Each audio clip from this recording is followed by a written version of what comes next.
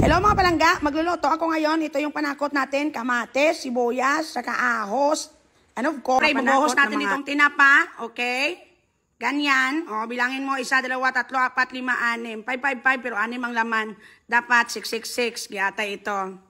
Siyempre, medyo may pira-pira na tayo, hindi katulad ng dati. Kailangan nating dunutin yung tinapa para kahit papano yung sabaw may lasa. Ngayon, makadagdag na tayo kahit maging 3 lata pa. Ay, giyatay ito. Siyempre, nakahanda na rin yung mainit natin na kaldero. Ilagay na lang natin ng sabay-sabay ang panakot na ito, katulad ng pagsabay-sabay sa inyo ng ex mo. Tapos, siyempre, pagkatapos, halu-haluin, paglaro-laruan, katulad ng paglaro-laro niya ng feelings nyo, giyatay ito. Pagkatapos, siyempre, halu-haluin mo, tapos, lagyan mo ng asin. Damihan mo paglagay para magkasing pait ng naramdaman mo nung nalaman mo pinagsasabay niya pala kayo. Lagay mo na lahat yan. Wala nang papait pa sa naramdaman mo dati. Siyempre, ang susunod, idagdag natin yung tinapa. Pero siyempre, wag naman natin idamay lang ang hungoy, giatay man ito. Tapos, ganun pa rin. Halo-haloin mo pagkatapos niyan. Tapos, hintayin mo kung kailan yan kukulo. Halo-halo, laro-laro. Sanay ka naman, di ba? Sanay ka naman hinahalo o sinasabay sa iba, tapos pinaglalaroan ka lang niya, giyatay ito. Pagkatapos niyan, takpan mo, katulad ng pagtakip mo sa lahat ng sakit at luha na naramdaman mo, nung nalaman mong pinagsabay pala kayo, giyatay ito.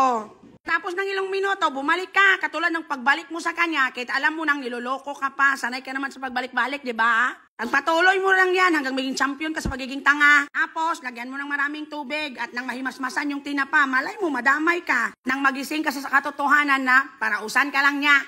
Atay ito. Sige, halo-halo naman, halo-halo. Tapos, hintayin mo pumuti ang sabaw, luto na yan.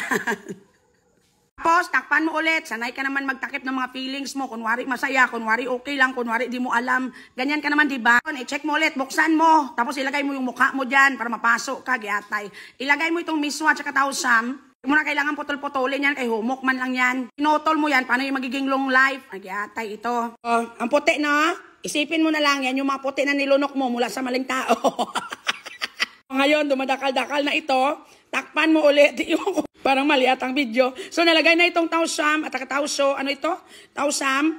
Halo-haloin mo ulit hanggang humok ito. O, i-check mo yung tinapa. Hindi mo na kailangan dunutin ang tinapa kasi mayaman na tayo ngayon. Maka-afford na tayo. Hindi na natin kailangan durugin yung tinapa para magkaroon ng lasa yung sabaw.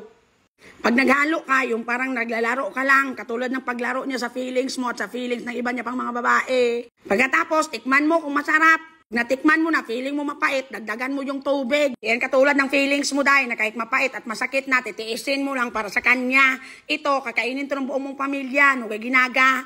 So nakikita nyo, humuhumok na yan, lugayin mo. Nakita mo yung kulay blue, ilaw ko yan, lagyan ko ng anyel yan. So ngayon, nakita mo naman, oh yan, tumahimik na, takpan mo ulit. Tapos, luto na. So, may plating tayo dito. Lagyan natin ng kutsilyo na para kang tanga. May kutsara, tinidor, kutsilyo. Pero yung ulam mo, meswa. Na may tinapa. Feelingon ka, diba? Panindigan mo na. So, kain na tayo mga paslupa. Kanya punta. Yatay ito. Oh, panindigan mo yan. May ka naman pretend, diba? Sarapan sana kayo sa luto ko. At nagustuhan nyo sana yung first time ko.